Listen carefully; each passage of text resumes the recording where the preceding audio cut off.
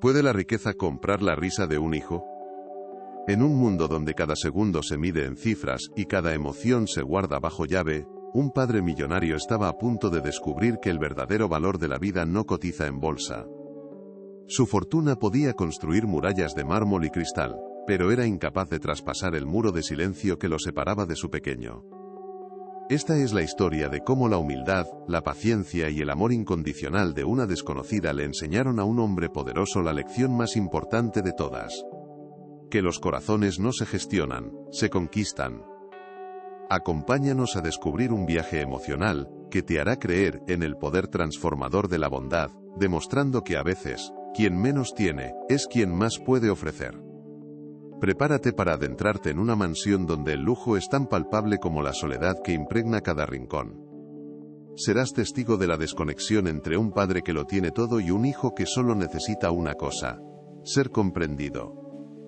Verás cómo una mujer, armada únicamente con su empatía y un corazón gigante, llega para desmoronar los cimientos de un imperio construido sobre la frialdad y el control. Su presencia se convertirá en un faro de esperanza en medio de la oscuridad emocional, demostrando que la verdadera comunicación no necesita palabras, sino almas dispuestas a escucharse. Esta narrativa te llevará al límite de tus emociones, te hará cuestionar tus propias prioridades, y te recordará que la mayor de las fortunas es la capacidad de amar y ser amado sin condiciones. El chalet de Ricardo era una obra maestra de la arquitectura moderna y un mausoleo de la calidez humana. Cada superficie de cristal y acero pulido reflejaba una imagen distorsionada de un hombre que había conquistado el mundo financiero, pero que había perdido el mapa hacia el corazón de su propio hijo. Viudo y obsesionado con un orden casi patológico, Ricardo regía su vida y la de los demás con la precisión de un cirujano, extirpando cualquier atisbo de caos o espontaneidad. Su agenda dictaba las horas, los minutos y hasta las respiraciones dentro de aquella jaula dorada. El silencio era su banda sonora preferida, un eco constante de su control absoluto sobre un entorno que, paradójicamente, se sentía completamente vacío, desprovisto de vida y de risas. En el centro de este universo aséptico se encontraba Mateo, su hijo de 7 años. El pequeño, con síndrome de Down, habitaba un mundo propio, un jardín secreto al que su padre no sabía cómo acceder. Se comunicaba a través de gestos delicados, de la luz en sus ojos y de los iconos que seleccionaba en su tableta, un puente tecnológico que Ricardo había implementado como una solución más, una herramienta para gestionar una dificultad. Para el magnate el amor por su hijo era un deber, una responsabilidad en su larga lista de tareas, pero la ternura, el juego y la comprensión eran idiomas extranjeros que se negaba a aprender. La soledad de Mateo era un océano silencioso que se extendía por las vastas y frías estancias de la mansión. La relación entre ambos era un ballet de rutinas frías y distantes. Ricardo supervisaba las terapias, las comidas y los horarios de sueño de Mateo, con la misma diligencia con la que revisaba sus informes de inversión. Le ofrecía los mejores especialistas, los juguetes más caros y la tecnología más avanzada, pero nunca le ofrecía lo único que el niño anhelaba: su tiempo, su presencia real y sin filtros. Mateo a menudo intentaba mostrarle sus dibujos, creaciones llenas de colores vivos, que eran un grito desesperado por conectar, pero Ricardo, con la mirada fija en su propio teléfono, solía responder con un asentimiento mecánico y una palmadita ausente en la cabeza. No entendía que su hijo no necesitaba un proveedor, sino un padre. Fue en este desierto emocional donde apareció Sofía, como un soplo de aire fresco en una habitación cerrada durante años.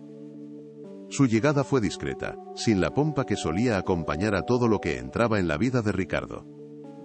Era una mujer de origen humilde, con unas manos que delataban una vida de trabajo y unos ojos que contenían una sabiduría ancestral, forjada en la escasez material pero en la abundancia de afecto. Su sonrisa era genuina, una curva cálida que parecía tener el poder de derretir el hielo. Al cruzar el umbral de la mansión, no vio el lujo ni el poder.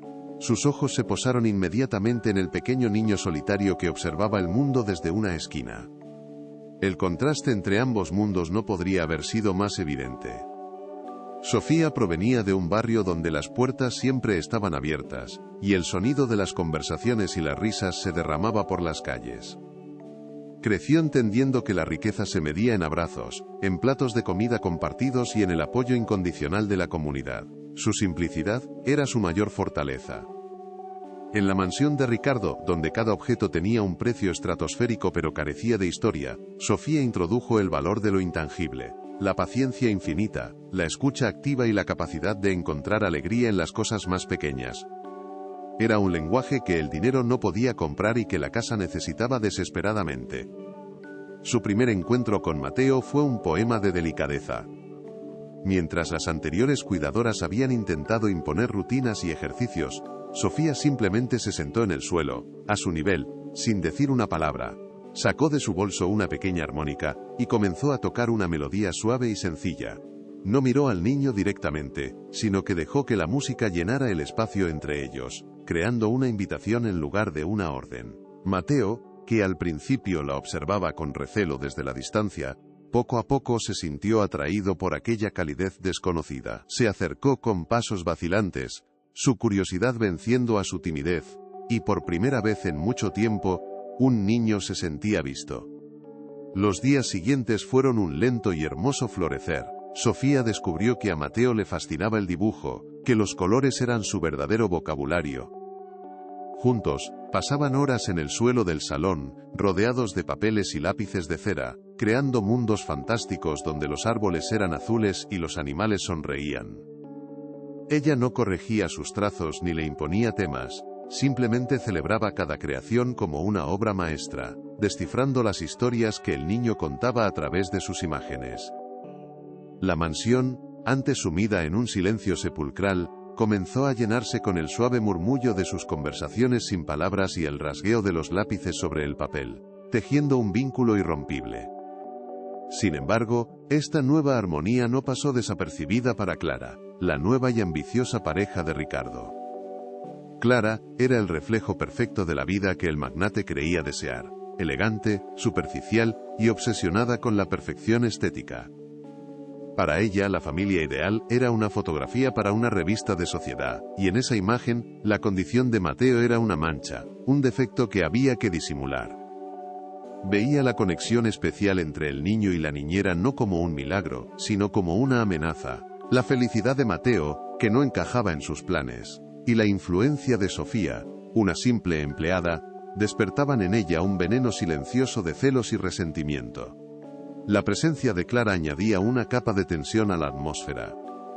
Trataba a Mateo con una condescendencia forzada, una dulzura artificial que el niño percibía y rechazaba instintivamente. Sus interacciones eran breves y siempre parecían una actuación para impresionar a Ricardo.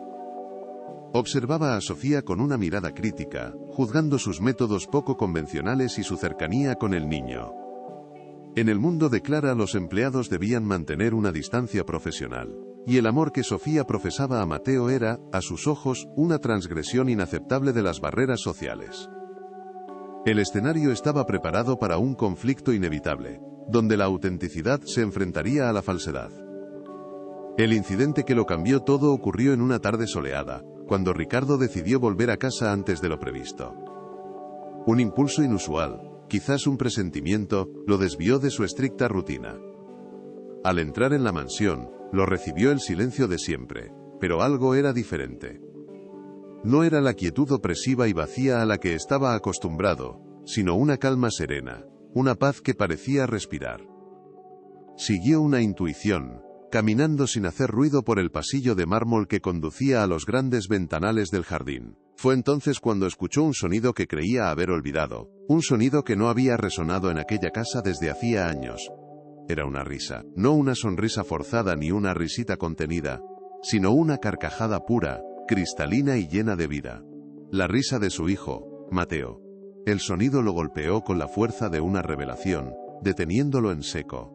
Se quedó paralizado, oculto tras una columna, sin atreverse a interrumpir aquel momento sagrado. Se asomó con cautela y lo que vio lo dejó sin aliento. La escena que se desplegaba ante sus ojos era tan simple y sin embargo, tan profundamente imposible según las reglas de su mundo, que sintió cómo sus cimientos se resquebrajaban. Era una imagen que su dinero no había podido comprar y que su control no había podido generar. En el césped, bajo la luz dorada del atardecer, estaban Sofía y Mateo. La niñera soplaba delicadas pompas de jabón que flotaban en el aire, y el niño, con el rostro iluminado por una alegría desbordante, corría tras ellas, intentando atraparlas con sus manitas. Cada vez que una burbuja estallaba en su nariz, soltaba esa carcajada que había detenido el universo de Ricardo. No había terapia, no había tecnología, no había un objetivo programado. Solo había juego, afecto y una conexión tan genuina que dolía. Mateo no era un problema a gestionar, era un niño feliz, y esa felicidad había sido desbloqueada por alguien que no pertenecía a su mundo de poder y riqueza. Ricardo retrocedió en silencio, sintiendo un torbellino de emociones que no sabía cómo procesar. Había una punzada de celos, una profunda vergüenza por su propia incapacidad, y por primera vez, una abrumadora sensación de fracaso como padre. Esa imagen imposible, la de su hijo riendo a carcajadas con una empleada, le demostró la aridez de su propia existencia. Todo su poder, su disciplina y su fortuna se habían revelado inútiles frente a la sencilla humanidad de Sofía. Se encerró en su despacho, pero el eco de la risa de Mateo seguía resonando en su cabeza, planteando una pregunta que nunca antes se había atrevido a formular: ¿en qué me he equivocado? La risa de Mateo se convirtió en una melodía que Ricardo no podía ignorar. Resonaba por los pasillos de mármol, un eco de vida en un lugar que durante demasiado tiempo había sido un sepulcro de lujo. Al principio, el magnate se sentía un intruso en su propia casa, un espectador de una felicidad que no había sabido crear. Observaba desde la distancia, a través del cristal de su despacho, cómo Sofía y Mateo construían un mundo nuevo en el jardín. Veía gestos que nunca antes había presenciado. A su hijo señalar una nube con entusiasmo, a Sofía responderle con una historia inventada en el momento. Cada una de esas interacciones era un pequeño ladrillo de un puente que se alzaba sobre el abismo de su incomprensión, y Ricardo sentía una mezcla de anhelo y vergüenza por no haber sabido poner la primera piedra. Sofía introdujo en la rutina de Mateo el milagro de lo sensorial. Una mañana, llevó al jardín una bandeja con recipientes llenos de arena, agua, hojas secas y pétalos de flores. No había un objetivo terapéutico, solo la invitación a sentir. Mateo hundió sus manos en la tierra húmeda, una expresión de asombro puro en su rostro. Sofía le enseñó a sentir la rugosidad de una corteza de árbol, el frescor del césped bajo sus pies descalzos. El niño, que vivía tras la pantalla de una tableta, comenzó a descubrir el lenguaje del mundo real. Ricardo, desde su atalaya de poder, veía a su hijo conectar con la vida de una forma primitiva y hermosa. Comprendió que había llenado su mundo de estímulos artificiales, olvidando que el alma se nutre de las texturas y los olores más simples. La música se convirtió en su segundo idioma. Sofía no solo tocaba la armónica, cantaba canciones de cuna de su infancia, melodías sencillas con letras que hablaban de estrellas y ríos. Su voz no era perfecta, pero estaba impregnada de una ternura que envolvía a Mateo como una manta cálida. Juntos, descubrieron que los objetos de la cocina podían ser una orquesta. Una cuchara de madera golpeando una olla se convertía en un tambor, dos tapas en platillos. El estruendo rítmico que en otro tiempo habría hecho enfurecer a Ricardo por romper el orden, ahora le sonaba a vida. Era el sonido del caos creativo, de la alegría sin guión, y por primera vez, el silencio de la mansión no le pareció paz, sino una dolorosa ausencia.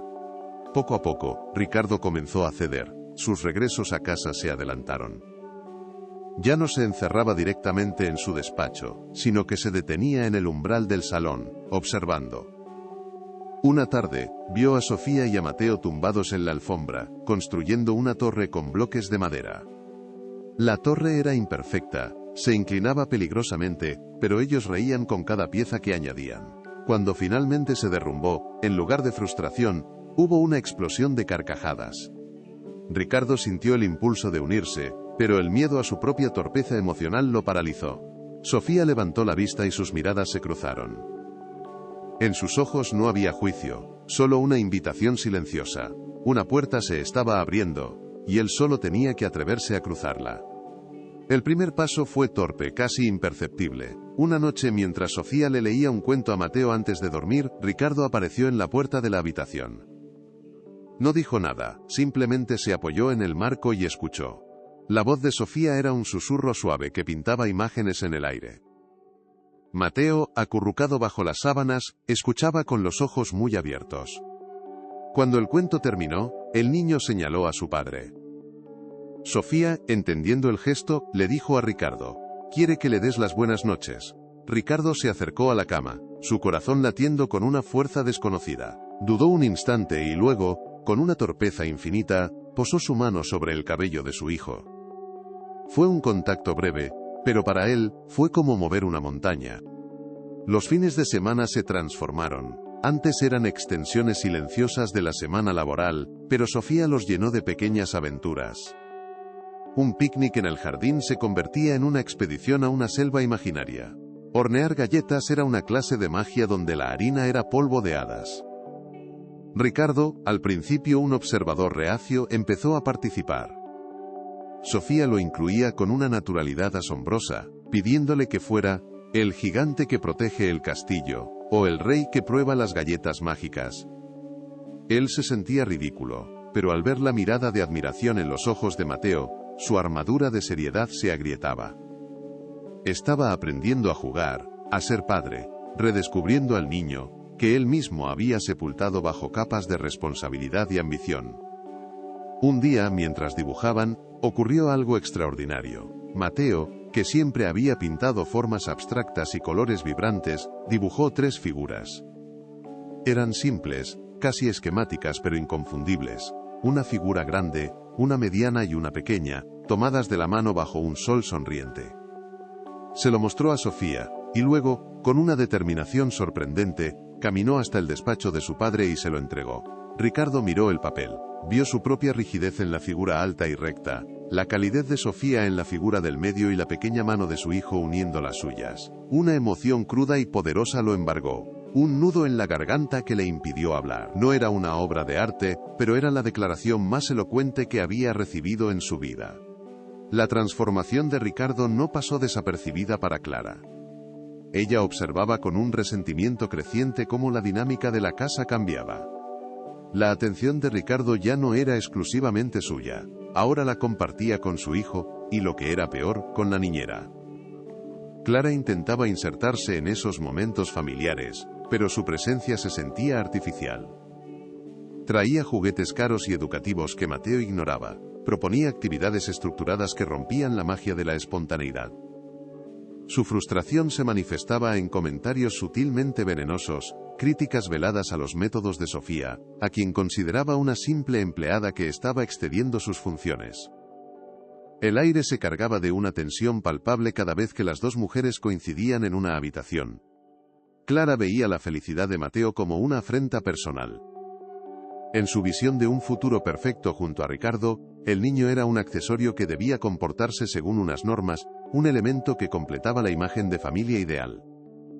La conexión genuina que él tenía con Sofía era un recordatorio constante de que ella, con todo su refinamiento y su estatus social, no podía lograr lo mismo. Los celos la corroían por dentro, convirtiendo su sonrisa en una máscara cada vez más frágil. Empezó a buscar fallos en el trabajo de Sofía, a magnificar pequeños descuidos, preparando el terreno para sembrar la duda en la mente de Ricardo. El amor puro que florecía en la casa era una luz que ella estaba decidida a extinguir. Un episodio en particular reveló la profundidad de la nueva conexión. Mateo tuvo una pesadilla y se despertó gritando. La nueva cuidadora nocturna no podía calmarlo. Ricardo llegó a la habitación, impotente, sin saber cómo consolar a su hijo. Desesperado, llamó a Sofía, que vivía en una pequeña dependencia de la propiedad. Ella llegó en pijama, con el pelo revuelto, y sin mediar palabra, tomó a Mateo en brazos. Le susurró una de sus canciones de cuna, meciéndolo suavemente. El llanto del niño se convirtió en sollozos, y finalmente, en una respiración tranquila. Se durmió en sus brazos, seguro y en paz. Ricardo observó la escena con una mezcla de gratitud y dolor. Consciente de que esa mujer poseía una llave para el alma de su hijo que él apenas empezaba a buscar. El despacho de Ricardo, ante su santuario de control, se convirtió en un lugar de reflexión. El dibujo de Mateo estaba ahora enmarcado sobre su escritorio, un recordatorio constante de lo que realmente importaba. Empezó a cuestionar las decisiones que había tomado, la vida que había construido. ¿De qué servía un imperio financiero si su propia casa se sentía como un territorio extranjero? El éxito que tanto había perseguido de repente le pareció hueco. Una acumulación de cifras que no podían comprar la risa de su hijo ni calmar sus miedos. La presencia de Sofía no solo estaba sanando a Mateo, lo estaba obligando a él a enfrentarse a su propio vacío, a la pobreza de su alma en medio de tanta riqueza material. La ternura se manifestó en gestos antes impensables. Ricardo empezó a dejar notas para Mateo junto a su desayuno, pequeños dibujos de soles o coches. Aprendió de Sofía que al niño le encantaba el olor a lavanda, y se aseguró de que siempre hubiera flores frescas en su habitación. Una tarde, lo encontró intentando atarse los cordones de los zapatos, una tarea que le frustraba enormemente. En lugar de llamar a Sofía, Ricardo se arrodilló, tomó los pequeños pies de su hijo en sus manos, y con una paciencia que no sabía que poseía, le enseñó el lazo una y otra vez, convirtiendo la frustración en un juego. Cada pequeño éxito era una victoria compartida, un nuevo hilo en el tejido de su relación. Sofía, por su parte, nunca se atribuyó el mérito de estos cambios. Actuaba con una humildad natural, como si facilitar el amor entre un padre y un hijo fuera la tarea más sencilla del mundo. Celebraba los progresos de Ricardo con la misma alegría genuina con la que celebraba los de Mateo. Se convirtió en una confidente silenciosa para el magnate, alguien con quien podía compartir sus dudas sin sentirse juzgado. Ella le enseñó que la paternidad no era un manual de instrucciones, sino un baile de intuición, errores y perdón. Su sabiduría no provenía de los libros, sino de un corazón que entendía que el amor es, en esencia, prestar atención. El clímax de esta primera etapa de transformación llegó durante una suave lluvia de primavera. Mateo tenía miedo de los truenos, y solía esconderse temblando hasta que pasaba la tormenta. Aquella tarde, mientras el cielo se oscurecía, Sofía los llevó al gran salón acristalado. En lugar de ocultar la tormenta, la convirtieron en un espectáculo. Les contó que cada trueno era el aplauso de un gigante feliz en las nubes. Ricardo, siguiendo su ejemplo, empezó a hacer sonidos cómicos con cada relámpago. Pronto, los tres estaban riendo, anticipando cada estruendo como el punto culminante de una sinfonía celestial. Mateo por primera vez no lloró. Miraba el cielo con curiosidad, no con miedo, protegido entre las dos personas que formaban su universo. Ricardo se dio cuenta de que su casa por fin se sentía como un hogar. El aire ya no olía a productos de limpieza y a soledad, sino a galletas recién horneadas, a cera de colores y a tierra húmeda del jardín. Las paredes ya no devolvían un eco vacío, sino que absorbían las risas, las canciones y las conversaciones torpes pero sinceras, entre un padre y un hijo, que estaban aprendiendo a quererse. El orden milimétrico había sido reemplazado por un desorden feliz. Un bloque de madera olvidado bajo un sofá, una mancha de pintura en una alfombra persa. Eran las cicatrices de la vida, las marcas de la felicidad, y Ricardo las encontraba infinitamente más valiosas que la perfección estéril que antes anhelaba. ¿Puede la bondad realmente echar raíces en un terreno tan árido? La luz que Sofía había traído a esa casa era tan brillante como frágil. Iluminaba los rincones oscuros, revelando la posibilidad de una nueva vida para Ricardo y Mateo, pero también exponía las sombras que se negaban a desaparecer. Cada risa compartida, cada abrazo, cada momento de conexión, era un triunfo contra años de distancia y frialdad. Se estaba construyendo algo hermoso, algo puro, basado en la paciencia y el afecto incondicional. Pero las estructuras más nobles a menudo son las más vulnerables a las tormentas que se gestan en el horizonte, a los vientos de la envidia y el resentimiento. El vínculo que se había forjado entre los tres era un delicado ecosistema de confianza y amor. Sofía era el sol que nutría, Mateo la flor que se abría a la vida, y Ricardo la tierra que por fin se permitía ser fértil. Esta nueva armonía era una promesa de esperanza, una demostración de que incluso los corazones más blindados pueden aprender a sentir de nuevo. Demostraba que la verdadera riqueza no se cuenta en posesiones, sino en momentos de conexión auténtica. Era un testimonio del poder transformador de la empatía, un poder capaz de derribar muros que parecían insuperables.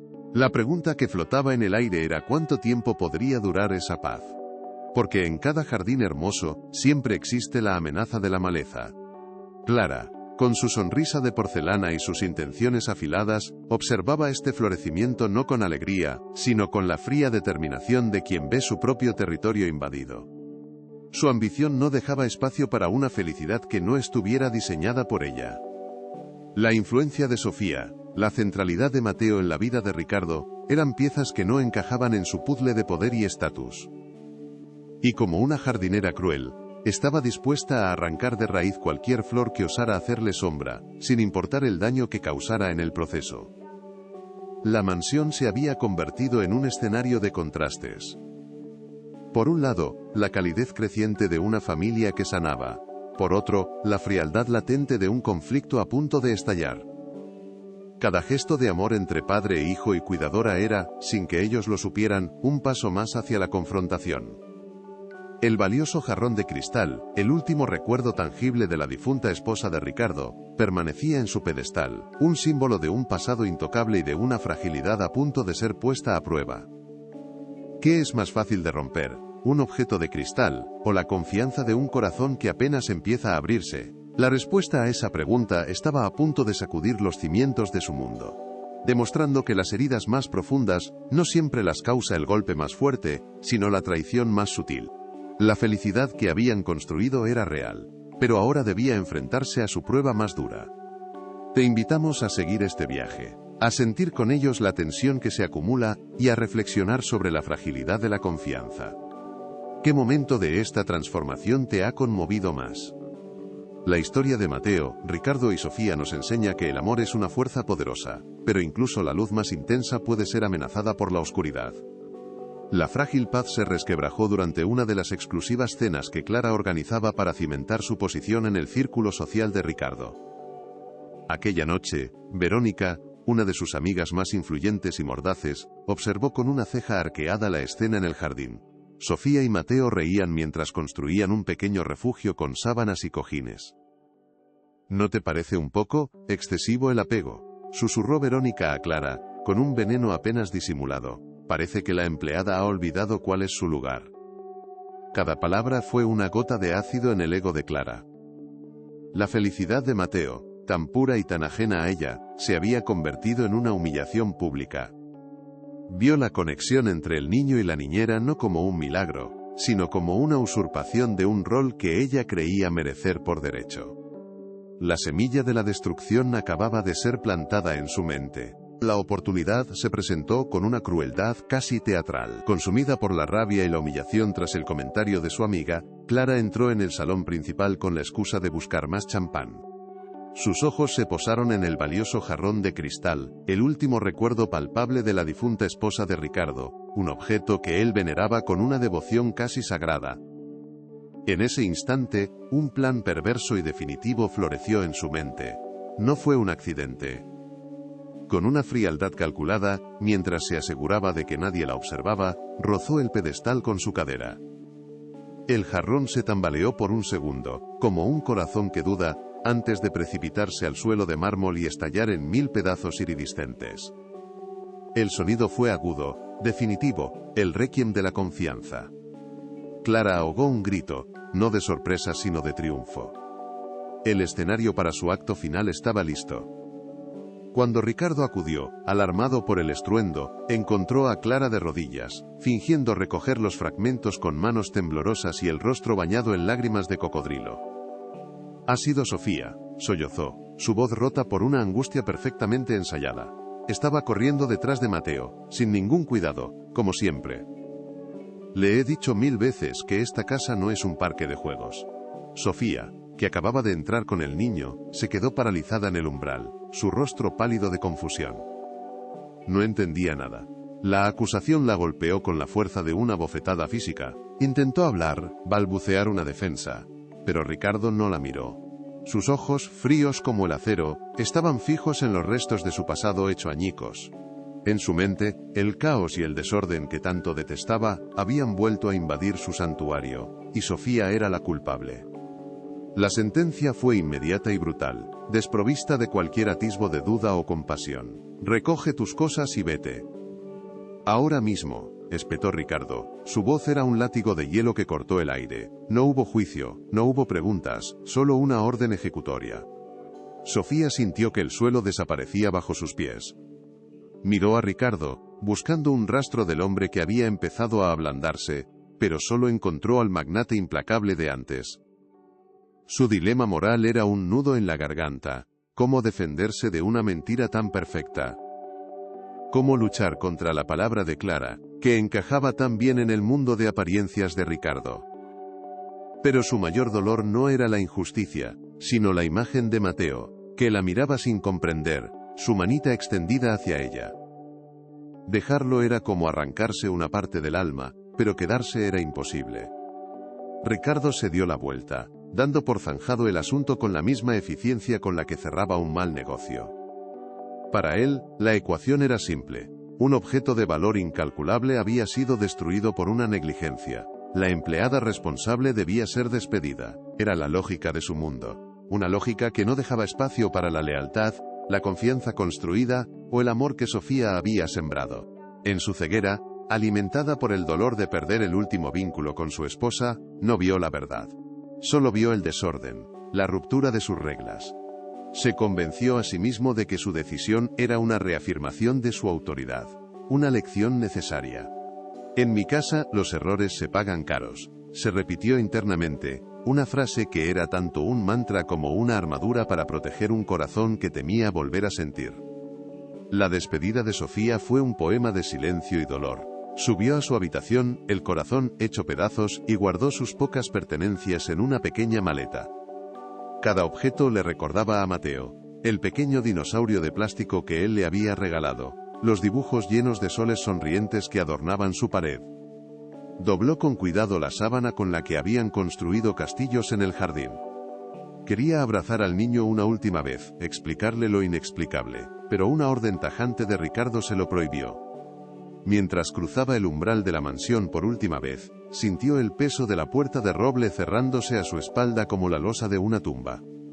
El aire frío de la noche la recibió, y las luces del chalet, antes un faro de esperanza, ahora parecían las frías estrellas de una galaxia lejana y cruel. En el interior, el silencio que regresó no era de paz, sino de ausencia. Mateo, al darse cuenta de que Sofía no volvía, entró en un estado de desolación muda. Dejó de sonreír. Vagaba por las estancias vacías, buscando en cada rincón, su pequeña figura proyectando una sombra de una tristeza inmensa. Ricardo intentó llenar el vacío con sustitutas, mujeres con currículums impecables y referencias intachables, pero Mateo las rechazaba a todas con una hostilidad pasiva, dándoles la espalda o escondiéndose bajo las mesas. El niño señalaba una y otra vez el pedestal vacío donde antes reposaba el jarrón, y luego la puerta principal, intentando narrar con sus gestos la historia de una injusticia que su padre se negaba a entender. La ausencia de Sofía era una herida abierta en el corazón de la casa. Los días se convirtieron en una pesadilla de impotencia para Ricardo. La regresión de Mateo era devastadora y alarmante. El niño apenas comía, había vuelto a encerrarse en su mundo interior, y las noches estaban marcadas por pesadillas y un llanto inconsolable que ninguna niñera podía calmar. Ricardo, el hombre que podía mover mercados con una llamada, era incapaz de aliviar el sufrimiento de su propio hijo. Su fortuna, sus contactos, su autoridad, todo se revelaba inútil frente al dolor puro de un niño que había perdido su ancla emocional. Se sentaba junto a la cama de Mateo por las noches, observando su sueño agitado, y por primera vez en su vida, se sintió verdaderamente pobre, un fracasado en lo único que de verdad importaba. La casa, de nuevo impecable y ordenada, se había convertido en una prisión de lujo y desesperación. Clara intentó capitalizar la situación, posicionándose como la figura materna y salvadora. Organizaba actividades pedagógicas, leía cuentos con una entonación forzada, y le compraba los juguetes más sofisticados, pero sus esfuerzos eran estériles. Mateo se apartaba de su contacto como si su piel quemara, sus ojos reflejando una profunda desconfianza. Cada intento fallido de Clara por conectar con el niño no hacía más que subrayar la autenticidad del vínculo que él había tenido con Sofía. Su victoria se sentía hueca, pírrica. Había conseguido eliminar a su rival, pero a cambio, había desatado una crisis que ponía en evidencia su propia frialdad e incapacidad para amar de verdad. La tristeza de Mateo era un espejo que le devolvía la imagen de su propio vacío. y el resentimiento en su interior crecía. Una noche, el punto de quiebre llegó. Incapaz de dormir, atormentado por el llanto intermitente de su hijo, Ricardo entró en la habitación de Mateo. Lo encontró en el suelo, rodeado de decenas de hojas de papel, con la frente perlada de sudor por la fiebre. El niño no lloraba, sino que golpeaba suavemente una de las hojas con su dedito, una y otra vez, con una insistencia febril. Sus ojos suplicantes se clavaron en los de su padre. Ricardo se arrodilló, el corazón encogido. Cogió el papel que su hijo le señalaba. Al principio solo vio trazos infantiles, figuras de palitos y manchas de colores. Pero entonces, a la luz de la pequeña lámpara, empezó a enfocar. No era un solo dibujo. Era una secuencia, una historia, y en el centro de esa historia, una figura con el pelo largo y un vestido rojo, empujaba un objeto alto que caía y se rompía. El mundo de Ricardo se detuvo. Cada trazo en aquel papel era un fragmento de una verdad que le había explotado en la cara. La figura de palitos con un vestido rojo, inconfundiblemente clara. El gesto violento, un empujón deliberado. El jarrón, su preciado jarrón, cayendo en una cascada de líneas quebradas.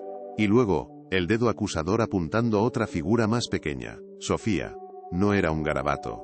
Era una confesión, un testimonio visual narrado con la pureza brutal de un niño que no sabe mentir. La fiebre de Mateo, su llanto, su insistencia.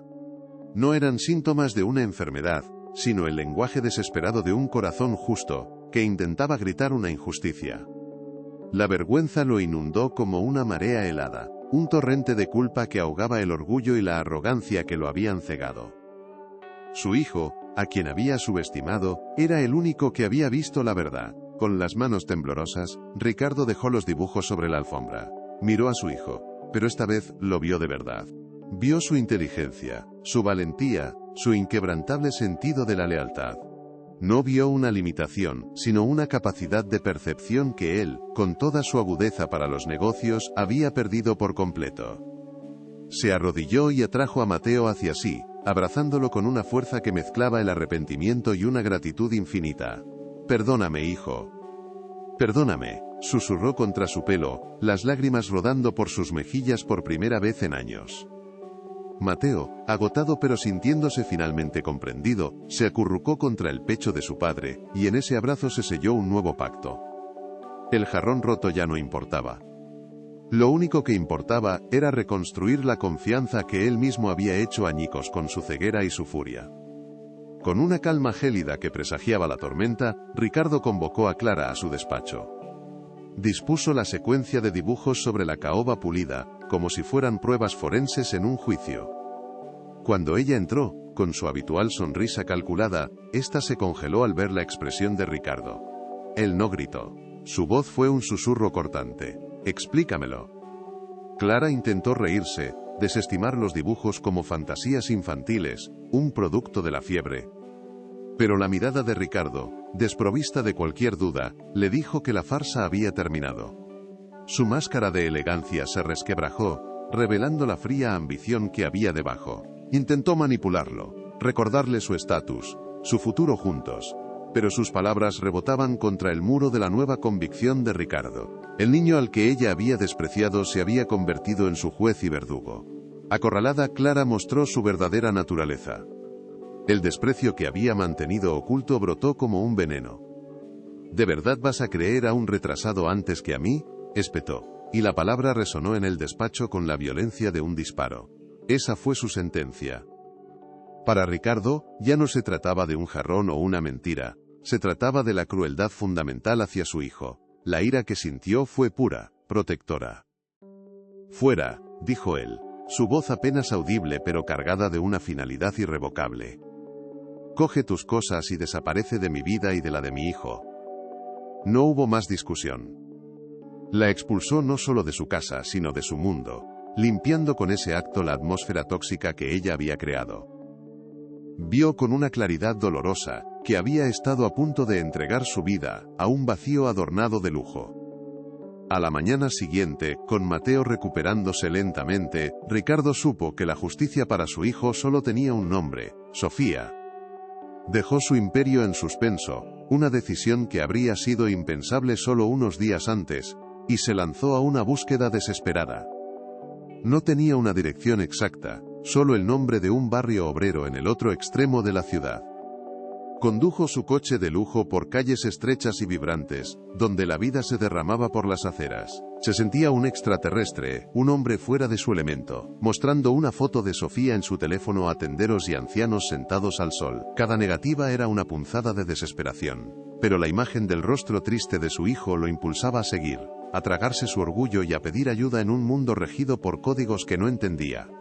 Finalmente la encontró. Estaba en un pequeño jardín comunitario, arrodillada en la tierra, enseñando a un grupo de niños a plantar semillas. La luz del sol se enredaba en su pelo, y su sonrisa era tan genuina como la recordaba. Parecía pertenecer a aquel lugar, rodeada de vida y sencillez. Al verlo, su sorpresa se tiñó de una tristeza profunda. Ricardo se acercó, consciente de su traje caro manchado de polvo, de su aspecto desaliñado por la angustia. Se sintió desnudo, despojado de todos los símbolos de su poder, que allí no significaban nada. Ante ella, no era el magnate Ricardo, sino simplemente el padre de Mateo, un hombre que venía a suplicar, a enmendar un error que amenazaba con costarle el alma. La distancia entre sus dos mundos nunca le había parecido tan vasta y, a la vez, tan insignificante. Las palabras se le agolpaban en la garganta. Comenzó con un "lo siento", que sonó débil, patético. Así que, en lugar de hablar, le mostró los dibujos. Le contó la historia que su hijo había dibujado, la verdad que él no había querido ver. Su voz se quebró al describir la tristeza de Mateo, sus noches de llanto, su fiebre. No pidió perdón para sí mismo. Sabía que no lo merecía. Le suplicó por su hijo. «Te necesito», admitió. Y en esas dos palabras se condensaba toda su capitulación. «Mateo te necesita. Yo fui un ciego, un arrogante, pero él está pagando por mi error. Por favor, vuelve, no como una empleada. Vuelve a nuestra familia, porque tú eres nuestra familia». Las lágrimas que ahora corrían por su rostro eran de pura y honesta desesperación, la rendición de un hombre ante una verdad más grande que él. Sofía escuchó en silencio. Cada palabra de Ricardo era un bálsamo y una herida al mismo tiempo. Su corazón se encogió al imaginar el sufrimiento de Mateo, su pequeño campeón luchando por hacer justicia. Vio en los ojos del magnate no a un jefe pidiendo el regreso de una empleada, sino a un padre destrozado, que había aprendido la lección más dura de la peor manera posible. El dolor de su propia humillación seguía ahí, pero el amor incondicional que sentía por aquel niño era una fuerza mucho más poderosa. Comprendió que volver no era un acto de perdón hacia Ricardo, sino un acto de amor hacia Mateo. Su nobleza no le permitió castigar al niño por los pecados del padre. Con un nudo en la garganta, asintió lentamente, una respuesta que valía más que cualquier palabra. El viaje de vuelta fue un silencio cargado de significado. Al llegar a la mansión, Mateo estaba sentado junto al gran ventanal, su pequeña figura recortada contra el cristal, la viva imagen de la soledad. Pero en el instante en que vio a Sofía bajar del coche, una luz se encendió en sus ojos. Un grito ahogado, mezcla de incredulidad y alegría pura, brotó de su garganta mientras corría hacia la puerta. Cuando Sofía entró, él se lanzó a sus brazos, aferrándose a ella como si fuera un náufrago encontrando tierra firme. La abrazó con toda la fuerza de su pequeño cuerpo, y ella lo sostuvo, meciéndolo suavemente, mientras las lágrimas de ambos se mezclaban, sellando una reunión que sanaba semanas de dolor y de injusticia. Era el sonido de un corazón volviendo a casa. Ricardo observó la escena desde la distancia, sintiendo una punzada de gratitud tan intensa que casi dolía. Era un espectador sagrado de un amor que él no había sabido cultivar, pero que ahora entendía como el único tesoro verdadero. Se acercó despacio, sin querer romper la magia del momento. Sofía levantó la vista, sus ojos brillantes encontrándose con los suyos, y en esa mirada se transmitió un perdón silencioso. Entonces, con un gesto lleno de sabiduría, tomó la manita de Mateo y la unió a la de Ricardo. Por primera vez, los tres estaban juntos, un círculo de manos entrelazadas que representaba no el fin de una crisis, sino el comienzo de una verdadera familia. Una familia cimentada en la fragilidad, el arrepentimiento y la fuerza indestructible del amor. Meses después, la mansión era un lugar transformado, un lienzo vibrante donde antes solo había grises. Las paredes, antes desnudas, ahora exhibían con orgullo las obras de arte de Mateo, explosiones de color que contaban historias felices. La risa se había convertido en la banda sonora del hogar, un eco constante que ahuyentaba los fantasmas del silencio. Ricardo había aprendido a desconectar, a dejar el teléfono en el despacho y a tirarse al suelo para construir torres de bloques que siempre terminaban derrumbándose entre carcajadas. Descubrió que la verdadera negociación no era cerrar un trato millonario, sino convencer a Mateo de que era hora de bañarse, después de una tarde de pintar con los dedos. Estaba aprendiendo a ser padre, y en el proceso, se estaba reencontrando consigo mismo. Sofía se había convertido en el eje gravitacional de sus vidas, no por imposición sino por la fuerza natural de su afecto. Ricardo se aseguró de que su rol trascendiera cualquier etiqueta laboral. Era una consejera, una confidente, la coarquitecta de la felicidad de su hijo. Juntos formaban un equipo, navegando los desafíos y celebrando cada pequeño triunfo de Mateo. Las barreras invisibles de clase social se habían desvanecido, reemplazadas por un profundo respeto y un cariño que crecía con cada día compartido. Ricardo a menudo se sorprendía observándola, admirando la facilidad con la que ella traducía el mundo para Mateo y a Mateo para el mundo, una habilidad que no se aprendía en ninguna escuela de negocios, sino que nacía de un corazón empático. Bajo el sol de este nuevo afecto, Mateo floreció de una manera que ningún terapeuta había conseguido. La seguridad y el amor incondicional que lo rodeaban se convirtieron en el suelo fértil para su crecimiento. Empezó a expresarse con más claridad, combinando sus gestos con palabras sueltas que eran celebradas como grandes discursos. Su confianza se disparó. Ya no era el niño tímido que se escondía en las esquinas, sino un explorador curioso y alegre que llenaba cada rincón de la casa con su presencia. Era la prueba viviente de que el potencial de un niño no se mide por sus diagnósticos, sino por la calidad del amor que recibe, un amor que no busca cambiarlo, sino que le da el espacio para ser plenamente él mismo. Esta transformación personal inspiró a Ricardo a redefinir su concepto de legado. Vendió varias de sus empresas más demandantes y creó una fundación dedicada a financiar proyectos innovadores para la inclusión y el desarrollo de niños con capacidades diferentes. Su objetivo era dar a otras familias las herramientas que a él le habían faltado, no las tecnológicas, sino las humanas. En las galas benéficas, ya no hablaba de cifras y rendimientos, sino de la importancia de la paciencia, de aprender a escuchar más allá de las palabras. Su historia se convirtió en un faro de esperanza, demostrando que incluso el hombre más poderoso puede encontrar su verdadera vocación en la humildad de aprender de aquellos a quienes el mundo a menudo considera menos capaces. En el salón principal, sobre el pedestal de mármol donde una vez descansó un jarrón de valor incalculable, ahora reposa una pequeña escultura de arcilla. Son 3 figuras imperfectas, torpemente modeladas por las manos de Mateo, tomadas de la mano. No tiene valor monetario, pero para Ricardo es el objeto más preciado del mundo, el símbolo de su redención. Comprendió que había pasado su vida acumulando tesoros que se podían romper, en lugar de construir lazos que se fortalecen con el tiempo. La lección más valiosa de su vida no la aprendió en una sala de juntas, sino de la nobleza de una mujer humilde, y de la verdad insobornable de su hijo, recordándole que la mayor fortuna no es lo que poseemos, sino a quien tenemos para sostenernos cuando todo lo demás se hace añicos.